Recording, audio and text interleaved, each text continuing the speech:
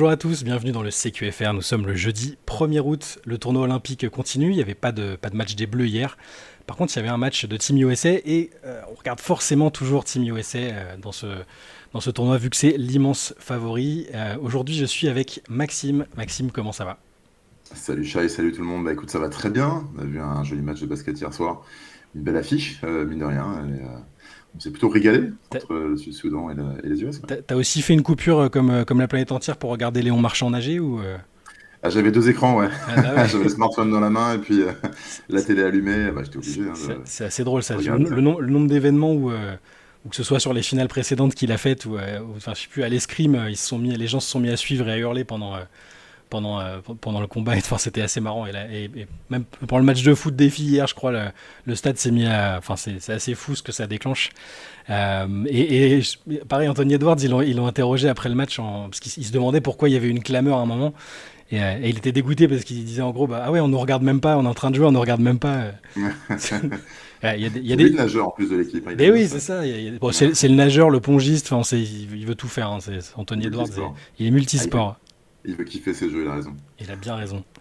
Donc ce match de Team USA contre le Soudan du Sud, il y avait évidemment sur le papier normalement pas photo, mais il y avait un intérêt quand même, c'est qu'on avait suivi la préparation de Team USA avec ce match très accroché où ils avaient failli y passer. Ça s'était joué à pas grand chose. Il y avait eu tous les commentaires derrière désobligeants de Gilbert Arenas sur la honte que ça représentait d'avoir failli perdre contre le Soudan du Sud. Cette Et Paul fois. Pierce. Et de Paul Pierce, alors Paul Pierce, allez, je le compte pas, je lui pardonne parce qu'il s'est excusé après, même Lou Holding lui avait reconnu cette grandeur d'âme-là. Cette fois, Team USA a pris le Soudan du Sud très très au sérieux, on va dire. Donc après ce match où ils avaient failli mordre la poussière, cette fois, il n'y a pas eu trop de stress, pas trop de doute sur l'issue du match. Les États-Unis ont gagné 103-86 contre une équipe qui a été encore franchement très valeureuse et sympa à voir parce que alors, il y a les joueurs, on parle, c'est pas des joueurs amateurs ou quoi, c'est des vrais joueurs de basket, des vrais bons joueurs de basket, mais c'est évidemment pas le même niveau de préparation, la même qualité de préparation que l'équipe américaine. Ils n'ont pas pu totalement colmater l'écart de niveau qu'il y avait ce coup-ci, mais voilà, Team USA s'est fait respecter. En fait, il y avait deux choses sur ce match intéressantes. C'était d'une part l'espèce de revanche un peu par rapport à ce match de prépa Mm. qui avait un peu choqué le monde. Mais il y avait aussi l'intérêt pour le Soudan du Sud de reprendre le goal average par rapport Mm. à la Serbie sur Team USA. Et en fait, c'est ce qu'ils ont fait hier soir. Et le Soudan du Sud s'est donné une chance de maîtriser son destin, sachant que s'ils battent la Serbie sur le dernier match de poule, Mm. ils seront deuxième donc, de la poule et ils iront directement en quart de finale. Donc, il y avait aussi cet intérêt-là pour eux et ils ont Ouais. rempli cette mission-là. On les a vus du début à la fin, ils ont été concernés, concentrés. Je trouve que Royal Ivy, à tous les instants, il a été auprès de ses joueurs, il a Mm. essayé de les motiver, de les relancer, même quand ils étaient un peu dans le dur. Et on l'a vu, ils n'ont jamais lâché, ils sont souvent revenus, ils étaient à moins 14 encore dans la dernière minute. Ouais. Ils sont venus à 10 points, je crois, fin de troisième au début de quatrième quart-temps. Donc ils sont toujours restés plus ou moins au contact. Ils ne se sont jamais défilés, ils ont défendu en indiv du début à la fin, ils n'ont jamais passé en zone pour essayer de tenter quelque chose un petit peu en système D. Donc, non, bravo à eux. Ils ont fait un bon match de ce point de vue-là, face à un Team USA que j'ai trouvé un peu fluctuant selon Ouais. les entrées des uns et des autres. Et on peut parler d'ailleurs du 5 de départ, qui était assez C'est surprenant par ça. rapport au premier match. Bah, c'est ça qui est toujours. C'est le mystère un peu. Les joueurs eux-mêmes, je pense, savent pas très bien qui va jouer du jour au lendemain. Là, ce coup-ci, c'est Joel Embiid qui a enfilé le costume de Jason Tatum qui avait pas joué du tout sur le match précédent. Embiid qui est arrivé dans la salle en se faisant huer, en donnant l'impression d'apprécier les sifflets, même si, bon, à mon Il avis, leur demandait, je crois. ouais, il leur demandait un peu, mais après, je suis pas sûr que dans le fond, il est vraiment tant aimé que ça, mais en tout cas, il en a un peu joué, et Embiid n'a pas joué du tout, 0 minutes, c'est le seul joueur à pas avoir été utilisé du tout. Et tu parlais du 5, ce coup-ci, Steve Kerr a fait un line-up Steph Curry, Devin Booker, Jason Tatum, LeBron James et Anthony Davis qui intégrait donc le 5. Et le prochain 5 sera encore différent, il l'a dit, où cette fois Embiid réintégrera le 5 C'est avec ça. Jrue Holiday, il me semble. Donc ouais, c'est problématique. Enfin, je dis problématique. Ça reste quand même des incertitudes avec lesquelles les joueurs doivent composer à chaque fois parce que c'est chacun. On parle de joueurs, de joueurs qui sont des superstars dans leurs équipes et c'est un paramètre qui est pas simple forcément à maîtriser pour tout le monde. Alors, tu vois, autant sur le premier match, j'ai l'impression qu'il y avait de la surprise. On a vu la Ouais. tête de Jason Tatum sur le banc, on a vu qu'il ne comprenait pas ce qui se passait. Ali Burton, c'est un statut différent, donc je pense qu'il prend les Mm. choses un peu différemment aussi. Là, j'ai quand même eu l'impression qu'Embiid, il savait dès le départ qu'il jouerait pas du match. Mm. Comme s'il avait été informé sur ce game-là, que finalement il allait rester sur le banc du début à la fin. Et j'ai pas eu le sentiment que ça lui posait souci. Donc peut-être qu'il y a une communication aussi qui a changé dans le staff de Team USA vis-à-vis des joueurs. Il y a un sujet autour de tout ça quand même, c'est l'utilisation, le temps de jeu. On sait que Steve Curry s'est exprimé après le match. Il a fini à 1 sur 9, il est passé complètement à côté, sachant qu'il n'avait pas forcément fait un très grand match face à la Serbie. Donc il est un petit peu dans le dur, et il a parlé de pression supplémentaire sur ses shoots, du fait qu'il avait moins de tickets shoot, moins de temps de jeu, et un rôle très différent de celui qui peut être le sien du coup aux Warriors. Et on sent qu'il y a un sujet d'adaptation par rapport à tout ça. Et c'est un peu la même chose pour Tatum hier, qui est passé un petit peu à côté de son match. On l'a pas vu très flamboyant, pas très en réussite, un peu à côté de ses pompes du début à la fin, malgré son temps de jeu qui était quand même consistant. Donc on sent que les Américains sont en train aussi de prendre leur marque par rapport à ce tournoi, par rapport à tous les aspects qui diffèrent d'un match NBA. Il y a pas mal de joueurs qui sont nouveaux dans cette équipe aussi. Donc voilà, ils se mettent en place. Bon, pour autant, ils ont quand même maîtrisé leur sujet hier soir. Ils ne se sont jamais fait peur véritablement. Je crois que le Soudan du Sud a mené au score dans les 2 premières minutes, 3 premières minutes uniquement. Je crois qu'il y a eu 7-6 à un moment donné. Et puis derrière, ça a déroulé. Par contre, ce qu'on peut dire par rapport au Soudan du Sud, là où ils ont été très bons, c'est qu'ils gagnent la deuxième mi-temps. Donc ils font 50-48 sur les 3e et 4e quart-temps. C'est pas rien, ça démontre un petit peu le jeu qu'ils ont su développer. Ils ont des joueurs qui se sont mis vraiment en valeur, que ce soit Nouni Omot.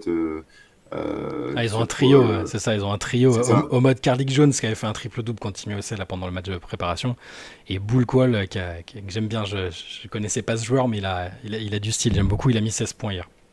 Ouais, complètement, il est passé par Le Mans il y a 2 saisons. Okay. Donc, et après, il a pas mal sillonné le monde. Donc non, ils ont vraiment été superbes sur cette rencontre, et ils ont vraiment super bien représenté l'Afrique.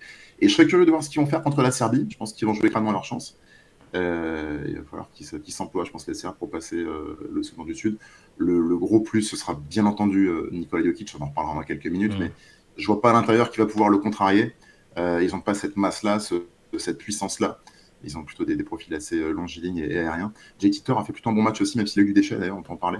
Mais plutôt encourageant, très sympa en tout cas à suivre cette équipe-là. Ouais, complètement d'accord avec toi. Et alors pour revenir vite fait sur Team USA, sur les performances individuelles, parce que alors on a vu le côté multiples menaces qu'il y a un peu partout. Ils sont capables de répartir les tickets shoot comme t'en parlais, même si c'est un challenge pour certains. C'est pas du tout un challenge pour d'autres. Kevin Durant, il a aucun problème. LeBron James aussi. On sent qu'ils ont totalement la capacité de s'adapter à des rôles différents dans cette équipe-là. Mais là, ce qu'on a vu d'intéressant, c'est que Bam Adebayo, qui à mon sens était l'un des 2-3 meilleurs joueurs déjà pendant la préparation, il maximise totalement son temps de jeu. Il finit meilleur marqueur avec 18 points et 7 rebonds, meilleur marqueur de Team USA à 8 sur 10. LeBron fait un peu tout, comme il en a l'habitude maintenant avec cette équipe-là. 12 points, 7 rebonds, 5 passes. Il est au passage devenu le 3e joueur de l'histoire de Team USA à atteindre la barre des 300 points sur les Jeux Olympiques. L'un des 2 autres, c'est Kevin Durant qui est intouchable dans cette équipe de Team USA, et Carmelo Anthony à la 472, et Carmelo Anthony qui est aussi un très très gros CV avec Team USA. Et tu le disais, Steph Curry a eu du mal à régler la mire, pas un panier à 3 points, 0 sur 6 et 1 sur 9 en tout. Un petit mot sur, on en parlait avant de commencer, mais ce Kevin Durant version Team USA, il est quand même assez incroyable, et ça a poussé même Coach K à le désigner. Alors Coach K, c'est pas n'importe qui quand même, il a coaché un paquet de ses équipes de Team USA, ça l'a poussé à le déclarer, à le qualifier de GOAT de Team USA, ce qui, pour des gens qui suivraient pas forcément toutes les compétitions avec Team USA, pourrait paraître étonnant, parce que forcément il y a eu des joueurs du calibre de Michael Jordan, Magic Johnson, Larry Bird, ils ont tous des campagnes, au moins une campagne avec Team USA. KD, GOAT, ça t'a pas choqué non plus, j'imagine, la bouche de Coach K? Non, ça m'a pas choqué. Dans la bouche de Coach K, en plus, c'est ultra parlant, parce que Coach K, il a pris les rênes de Team USA en 2006 à la suite du mondial et du fiasco du mondial. Enfin, il y a un documentaire sur le Rebuilding Team qu'il faut absolument regarder sur Netflix ou sur Amazon Prime, je sais plus. Ou Disney+, d'ailleurs. Je fais la pub pour tout le monde, c'est bon. Et du coup, il a pris les rênes de l'équipe en 2006. Il les a amenés jusqu'aux Jeux de Rio en 2016, où il a été médaillé d'or. Mais avant ça, il a gagné les Jeux de Londres, il a gagné ceux de Pékin. Enfin bref, il a vécu la grande période dorée et faste avec Team USA. Mais surtout, il a pu observer KD tout jeune. Et ce qu'il disait dans sa déclat, c'est qu'au regard de la longévité de KD et de ses accomplissements, pour lui, c'était bien entendu le GOAT. Il a marqué beaucoup plus de points que ses poursuivants. Donc, il est à 472 aujourd'hui, 336 pour Melo, 306 pour LeBron James, donc ça c'est le podium. Et surtout, il a parlé de ses performances sur des épreuves clés. On peut remonter à 2010 au mondial en Turquie, où il arrive à mener Team USA à la médaille d'or, avec une équipe qui n'est pas incroyable, qui est clairement une équipe B. Et voilà, il les prend sur ses épaules et il les amène jusqu'à la médaille d'or. Il tourne à 33 points de moyenne sur la demi-finale et la finale. Donc ça, c'est ce qu'il fait à 22 ans avec Team USA. Et il remet le couvert un peu plus tard, en 2021, lors des Jeux de Tokyo, où aussi avec une équipe, on va dire une équipe B américaine, il arrive à les emmener avec la meilleure éval, il est meilleur marqueur, il est meilleur rebondeur, il est deuxième passeur, deuxième rebondeur, deuxième passeur. Donc il est vraiment ultra dominant et il arrive surtout à amener collectivement l'équipe à des résultats. Et donc je trouve que cette déclat, elle a du sens. Après, on peut toujours fantasmer sur d'autres joueurs et se dire que voilà, FIBA Melo, c'était quelque chose d'incroyable. Et c'était incroyable. Ouais.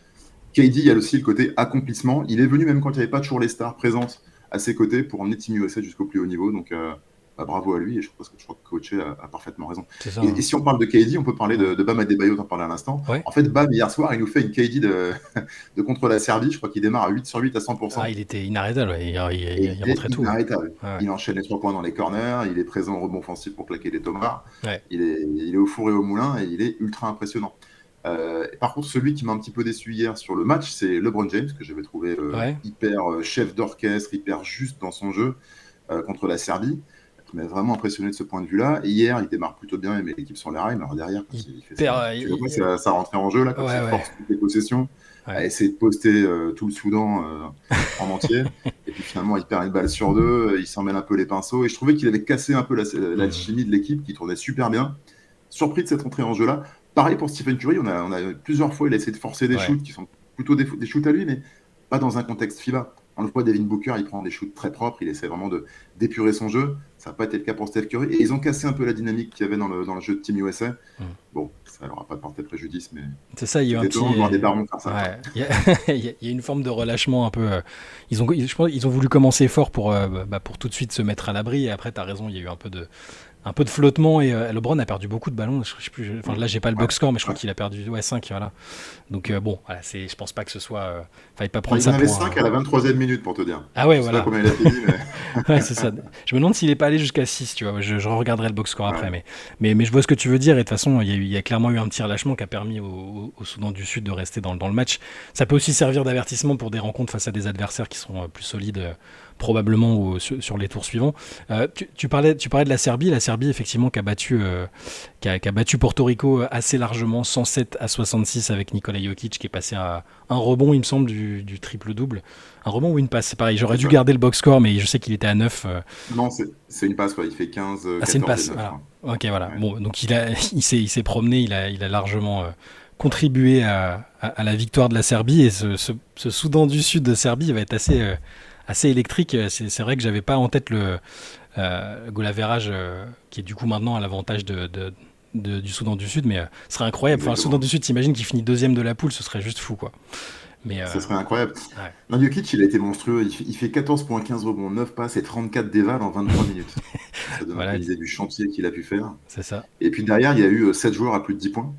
Donc ça aussi, c'est pas anodin. Il y a des joueurs qui se sont réveillés. Milutinov qui a miné à la fenêtre alors qu'il avait été catastrophique. À l'entame face à Team USA, il met 11 points à 100%. Donc non, tout le monde s'est éclaté. Mičić a repris de la confiance lui aussi, fait un bon match avec 13 points et 7 passes et un bon pourcentage de shoot. Donc je pense qu'ils ont fait le plein de confiance et ils vont arriver vraiment lancés contre le Soudan du Sud. Ça va être intéressant à suivre, on l'a déjà dit. Après, côté Porto Rico, ça a été une catastrophe. C'est-à-dire que Tremont Waters, il passe à côté de son match, il met 5 points à 2 sur 7. Alvarado, je ne sais pas s'il est encore un petit peu gêné par la blessure qu'il avait contractée au match précédent. Mais il termine à 2 points sur 6, donc il est transparent sur l'ensemble de la rencontre. Il y a uniquement Chris Ortiz, que je ne connaissais pas pour le coup, que j'avais vu dans le premier match, mais que je ne connais pas particulièrement, qui est un espèce de globe-trotter qui est passé par le Mexique, le Canada, la Finlande, Israël, etc., qui a joué un peu partout dans le monde, qui a surnagé avec ses 19 points, mais pour le reste, c'était très compliqué. Et puis en fait, la Serbie a déroulé tout au long du match en mode rouleau compresseur. Et je crois que sur la deuxième mi-temps, ça a été un carnage. Je crois que c'est 55-31 pour la Serbie. Donc voilà, ils sont complètement lâchés. Ils se sont fait détruire. Ouais, la Serbie, Serbie, ça reste un très très gros morceau. C'est ça, c'est pas ce que j'allais dire, c'est un gros morceau. C'est pas une équipe. Avec les 2 matchs qu'on a vus de l'équipe de France, c'est pas une équipe que j'ai spécialement envie d'affronter. Bon, il y en a pas beaucoup que j'ai envie d'affronter vu les 2 prestations qu'on a fournies, sans vouloir. Mais d'ailleurs, j'en profite pour inciter les gens à aller regarder l'excellent article que tu as préparé, qui est en ligne sur Basket Session, sur les pistes pour permettre peut-être aux Bleus demain, c'est demain le match contre l'Allemagne, demain soir. de peut-être. contrer cette dynamique un peu négative. Je dis négative alors qu'il y a eu 2 victoires, mais bon, je pense qu'on n'est pas dupe, ça a été très compliqué et les Bleus peuvent largement faire mieux. Mais voilà, je vous incite à aller lire l'article de Maxime sur les pistes. J'espère peut-être même que Vincent Collet ira jeter un petit coup d'œil Ouais. pour aller regarder. On va lui envoyer. Voilà. Non, mais la stat qui peut paraître d'espérer, même si c'est que de la prépa, on perd de 5 points à Montpellier dans un match très défensif, sans Ouais. Wembanyama. Voilà, on peut se dire qu'avec Wemby, c'est peut-être un peu différent. Mm. De toute façon, il faudra l'emporter. Si on veut se donner toutes les chances d'y arriver, avec le meilleur tirage possible pour l'écart, il faut qu'on joue crânement nos chances. Et... Ouais. Moi, je pense que sur un match, on peut le faire, mais bon, on aura l'occasion d'en reparler. Bien sûr, dès demain, Ouais, c'est on en positif. parlera un peu plus longuement. On peut rester sur les équipes de France rapidement. Il y a aussi eu le 3-3 hier. Alors c'est un peu deux salles, deux ambiances, c'est-à-dire que les filles qui étaient attendues pour la médaille, enfin en tout cas qui aspirent toujours, hein, elles ne sont pas éliminées, mais qui aspirent à la médaille, ont malheureusement 2 défaites en 2 matchs. Elles ont perdu leur deuxième match hier contre l'Espagne 17-12, après avoir déjà perdu contre la Chine au premier match. C'est un tout petit peu inquiétant parce que la densité de qualité dans ce tournoi féminin est assez énorme. C'est pas la seule équipe d'ailleurs parmi les favoris qui déçoit. Team USA chez les filles aussi est à 2 défaites, chez les gars aussi. Alors, Team USA en 3-3 c'est compliqué. Et là où je disais que c'est 2 salles, 2 ambiances, c'est que chez les gars par contre c'est 2 victoires en 2 matchs. Il y a eu une victoire, la première victoire contre la Pologne sur un tir décisif de Lucas Dussolier et hier contre la Lituanie qui était un adversaire là aussi très coriace que les Bleus espéraient battre et qui leur a fait quelques misères par le passé. Et heureusement là aussi ça s'est joué à la fin sur un flotteur, Timothée Vergia. Donc très bonne performance des Bleus qui eux pour le coup ont parfaitement démarré. On espère que les filles vont se reprendre en tout cas parce que ça reste une chance de médaille solide. Les garçons ne sont pas spécialement attendus pour la médaille, mais les filles, voilà, dans cette belle razzia de médailles qu'il y a dans tous les sports ou presque pour l'équipe de France, ce serait dommage de passer à côté. Il reste 5 matchs pour se qualifier. Voilà pour le 3-3. On espère évidemment que ça va s'arranger pour les filles, que ça va continuer pour les gars. On voulait parler un peu de sujets hors NBA. Hors Jeux Olympiques, pardon. Voilà, de revenir rapidement sur la NBA, même si c'est en pause, parce que hier, il y a eu une prolongation du côté des Cleveland Cavaliers, qui avait déjà prolongé Donovan Mitchell, qui avait déjà prolongé Evan Mobley. Et hier, d'après Adrian Wojnarowski, Jarrett Allen a prolongé pour 3 ans de plus, avec une petite rallonge de 91 millions de dollars sur son contrat déjà existant, ce qui fait donc que les Cavs ont prolongé 3 de leurs 4, on va dire, membres essentiels cet été, avec l'interrogation qu'il y a autour de Darius Garland. Qu'est-ce que ça t'inspire, cette prolongation de Jarrett Allen, si toutefois ça t'inspire quelque chose, évidemment? Bah, écoute, on sait qu'il était très convoité sur le marché cet été. Il y a eu beaucoup d'équipes qui sont renseignées, qui l'ont approché, qui ont discuté avec les Cavs par rapport à un potentiel sign and trade ou un échange. C'est un garçon qui a beaucoup de valeur. Il a fait sa meilleure saison en carrière l'année dernière. Près de 17 points et une dizaine de rebonds, je crois, de moyenne dans ces eaux-là. Donc on connaît sa valeur. Après, on connaît aussi ses qualités. Je suis aussi pas étonné que je suis surpris. C'est-à-dire que ce que je trouve logique, c'est de signer un garçon comme lui à 30 millions l'année. On sait que dans les standards actuels, c'est pas très cher. Il avait un contrat qui courait jusqu'en 2026, donc là, il va être sous contrat jusqu'en 2029 avec les Cavs. Donc, il se donne clairement de la visibilité et une raquette de qualité sur la durée, avec l'envie forcément de progresser et de monter les échelons dans la conférence S. Donc, de ce point de vue-là, c'est super. Ce qui, moi, m'interpelle un petit peu, c'est la complémentarité avec Evan Mobley. Evan Mobley, c'est toujours un joueur en développement. On connaît son apport défensif qui est monstrueux. Il l'a montré pendant les derniers playoffs. Néanmoins, dans un spacing dont on a besoin aujourd'hui en NBA pour exister, et on a vu les problèmes offensifs de Cleveland en playoffs, ça a été un vrai sujet pour eux. Je m'interroge vraiment sur la complémentarité de cette raquette Evan Mobley avec Jarrett Allen. Donc ça, c'est un petit peu la question. Maintenant, quand tu signes un mec comme lui, tu as un asset, clairement, que tu peux toujours, une carte que tu peux abattre quand il le faudra, à la trade deadline en février, peut-être l'an prochain. Voilà. Là, au moins, ils ont sécurisé le sujet et je pense qu'ils ont un asset en plus qu'ils vont pouvoir utiliser un peu à leur guise sur les prochaines années. Donc, c'est vraiment très positif pour les Cavs, je pense. Ouais, c'est ça. Alors, ce qu'il faut se dire, c'est que il y a quand même une tendance chez les équipes qui réussissent dernièrement, qui font des parcours très honorables en playoff, c'est que elles insistent sur le noyau déjà existant avec quelques ajustements autour, mais on prend moins de risques en tentant des gros moves pour une hypothétique star qui pourrait venir ou rester. Les Cavs choisissent d'insister sur ce noyau, sur Donovan Mitchell, sur Evan Mobley, comme tu l'as dit, sur Jarrett Allen. Darius Garland, on verra parce que c'est un peu flou entre la direction et lui. Il y a un nouveau coach quand même, c'est important, Kenny Atkinson qui est arrivé, donc parfois un changement de coach. Oui, Qui bah connaît ouais. bien Jarrett Allen. Et qui connaît bien Jarrett Allen pour l'avoir eu à Brooklyn, t'as raison. Et parfois, un changement de coach, un changement d'approche avec un effectif similaire, on a aussi vu que ça pouvait fonctionner et donner quelque chose. Donc je pense que c'est une stratégie logique de la part des Cavs qui me semble raisonnable. Je ne sais pas quel est leur plafond. Ils sont perdus en demi-finale de conférence la saison dernière. Est-ce qu'ils peuvent faire beaucoup mieux avec l'effectif existant et juste un changement de coach? C'est une interrogation. Mais oui, je trouve que Jarrett Allen, c'est plutôt bien. La complémentarité, elle dépend aussi de la capacité d'Evan Mobley à progresser en attaque. Tu l'as dit, défensivement, il est déjà, je veux dire, très en avance sur la plupart des jeunes intérieurs qui Bien arrivent sûr. qui sont en NBA. Mais offensivement, je me suis toujours demandé si avec JB Bickerstaff il n'était pas sous-utilisé ou en tout cas comment dire, la possibilité d'avoir ses répétitions en attaque pour développer son jeu tout simplement. Il n'avait pas tant d'opportunités que ça dans un groupe où il y a Donovan Mitchell, Darius Garland, on l'a déjà dit, et d'autres joueurs. Donc peut-être j'espère qu'Kenny Atkinson, il en a parlé d'ailleurs lors de sa conférence de presse de présentation, il espère pouvoir développer le côté offensif d'Evan Mobley et ça, je pense que ça changerait beaucoup de choses pour les Cavs parce que là pour le coup si tu as un protecteur de cercle et un gros rebondeur du profil de Jarrett Allen et que tu as un two-way player avec Evan Mobley qui est capable potentiellement aussi de s'écarter un peu, ça change absolument tout à mon sens. Ouais, complètement. Et puis c'est des paris qui sont, comme tu dis, pas très risqués. Ils connaissent le bonhomme, on connaît ses Oui. qualités, tu as des garanties quand tu as un Jarrett Allen sur le terrain. Et je pense aussi que c'est un super gars en dehors. Mm. Donc simple à gérer et dans un collectif, bah, ça c'est toujours un gros plus. Donc non, non, move finalement assez attendu et logique des Cavs. À voir ce que ça donnera sur la durée. Tout à fait. Voilà pour le CQFR d'aujourd'hui. Maxime, merci beaucoup de m'avoir accompagné ce matin. On se Merci, retrouvera Cyril. très certainement demain pour de nouvelles aventures, pour évoquer probablement l'équipe de France, ce gros match contre l'Allemagne qui se profile.